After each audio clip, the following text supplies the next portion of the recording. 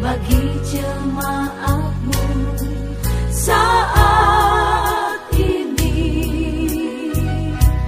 Ku siapkan hatiku Tuhan untuk dengar firman-Mu.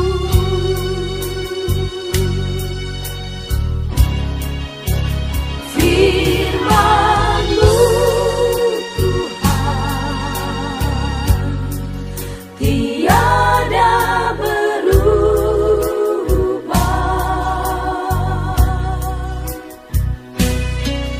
Dahulu, sekarang, selama-lamanya tiada berubah.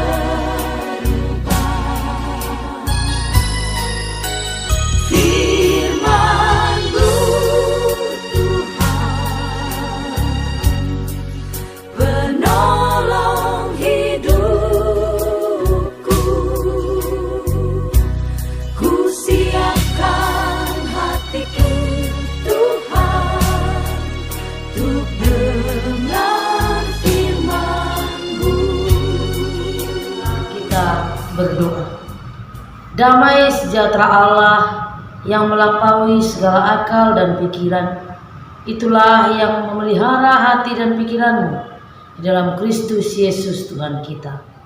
Amin. Salam Bapak Ibu Saudara sekalian.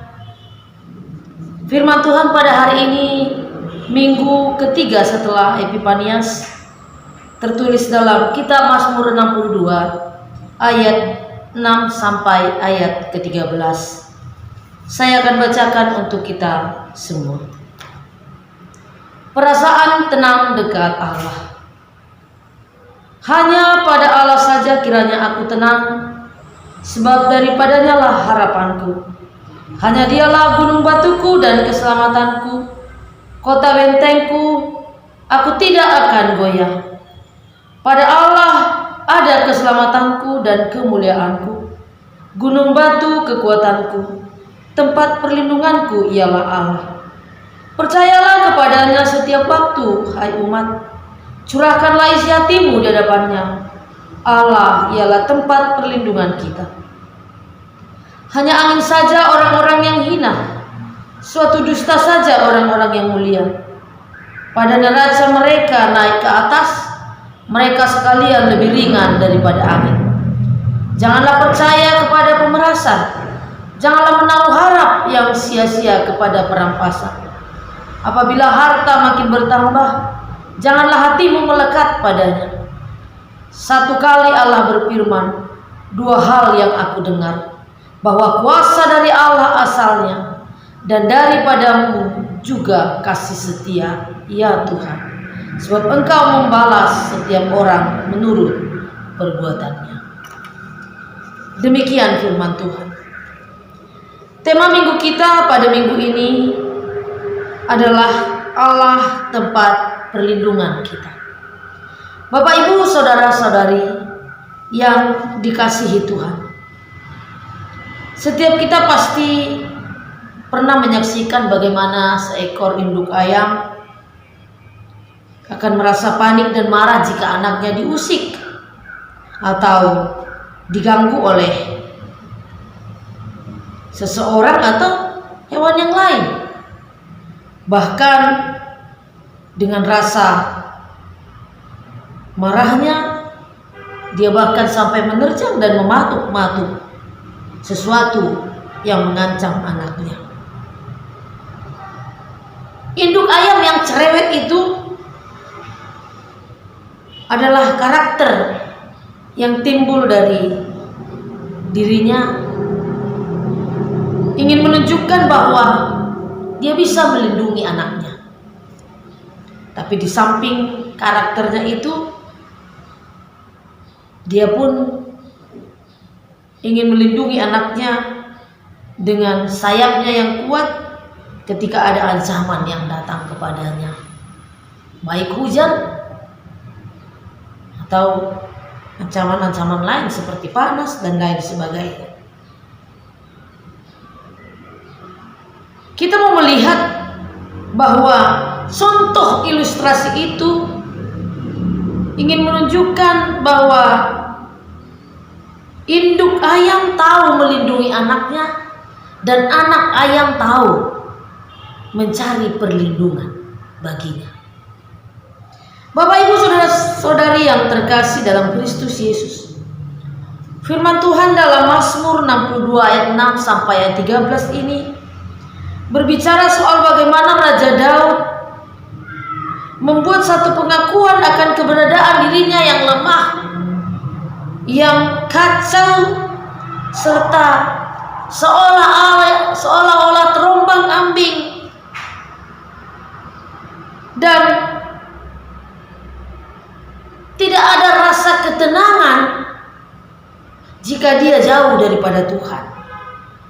Ini terlihat dari ayat 6 ketika dia mengatakan dari dalam hatinya, hanya pada Allah saja kiranya aku tenang, sebab daripadanya lah harapanku. Kita mau melihat di sana bahwa mungkin Daud sedang dalam keadaan tidak tenang. Mungkin Daud dalam keadaan kekacauan. Daud dalam keadaan terancam. Daud dalam keadaan lemah dan terombang-ambing. Dia tahu bahwa dengan kekacauan, dengan keterombang-ambingan, dengan kelemahan, dia tidak akan sanggup berdiri. Yang dia kumandangkan adalah hanya dekat Allah saja aku tenang. Kebalikannya, ketika jauh daripada Tuhan, ada ketidaktenangan, ada ketidakberdayaan, ada kekacauan. Bapak Ibu saudara sekalian, dia mengatakan di ayat 7 dan ayat 8 bahwa hanya Tuhanlah gunung batu, keselamatan, kota benteng, dan dia tidak akan goyah. Tentu kita tahu kalau gunung batu tentu sesuatu yang kuat.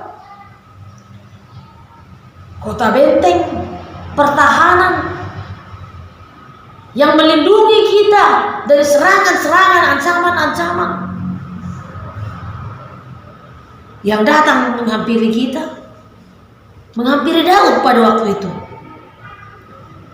Tapi dia mampu mengatakan hanya Tuhanlah keselamatanku, gunung batuku, kota bentengku, aku tidak akan goyah. Ada keteguhan hati bagi seorang Daud.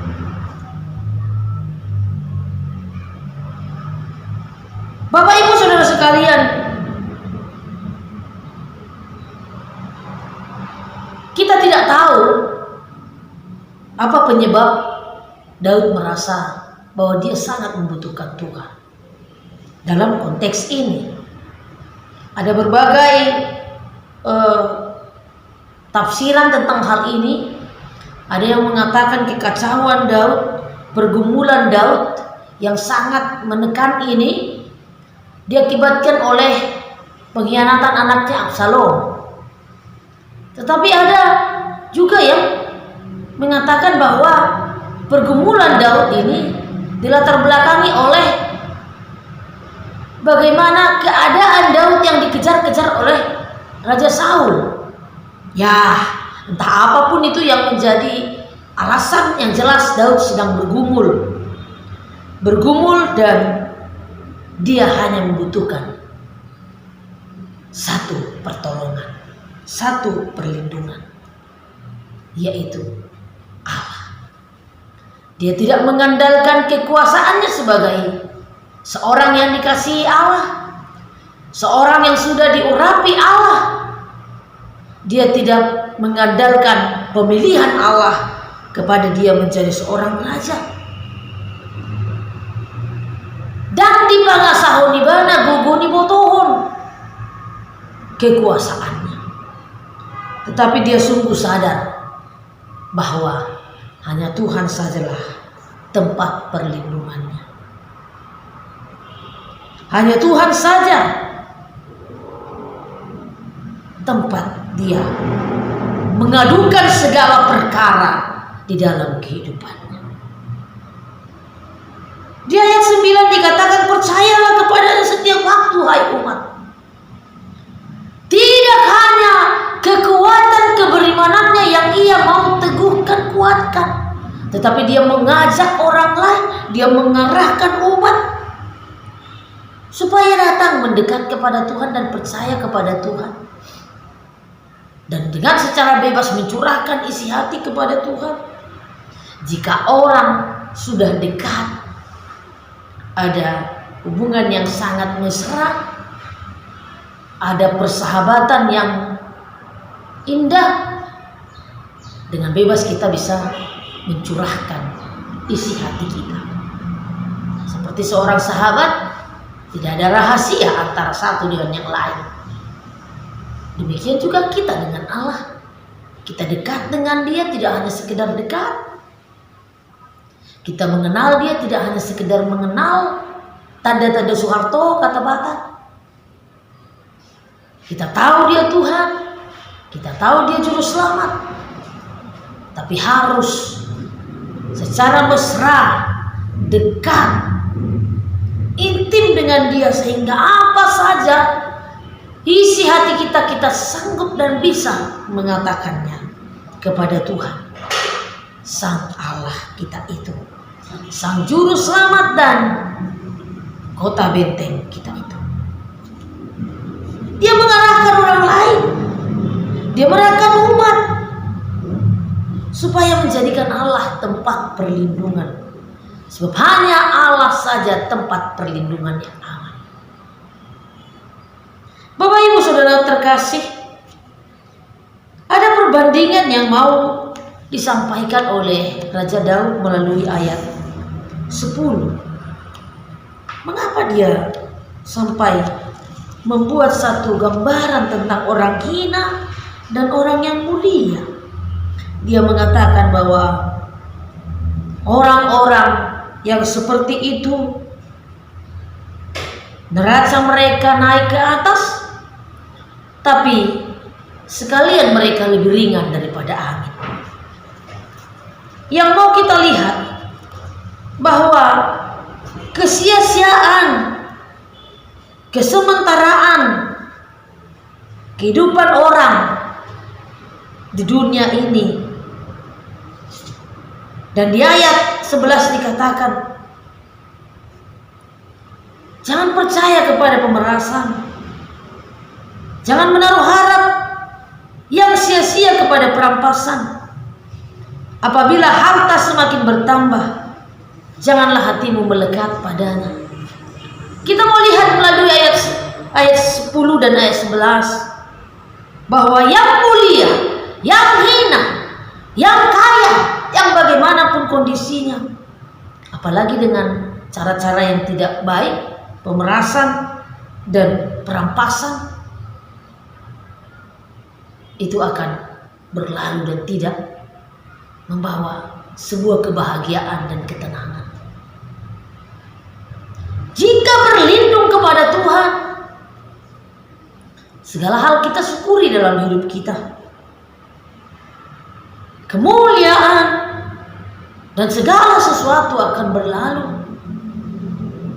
Walaupun neraca kita sepertinya naik, tetapi sesungguhnya ketika kita tidak berlindung kepada Tuhan, kita jauh lebih ringan daripada angin. Karena itu Bapak Ibu Saudara sekalian, di ayat 11 dikatakan, janganlah hatimu melekat kepadanya. Jangan jadikan segala sesuatu yang ada di dunia ini menjadi kekuatan kita, menjadi perlindungan bagi kita. Walau banyak harta, walau banyak kemuliaan, walau banyak kekuasaan kuat, kekuasaan kita, kebijakan, kebajikan dan lain sebagainya, harta melimpah-limpah, tetapi tanpa Tuhan tidak ada artinya.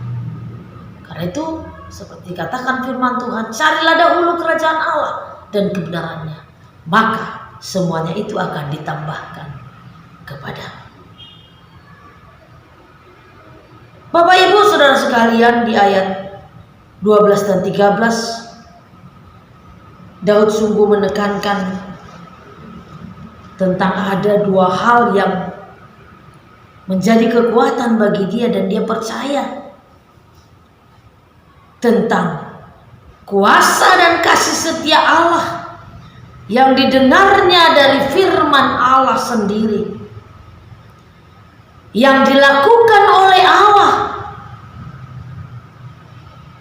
Itulah yang menjadi letak dari perlindungannya. Allah berkuasa dalam diri Daud. Allah memiliki kasih setia untuk Daud. Dan Daud percaya apapun pergumulannya,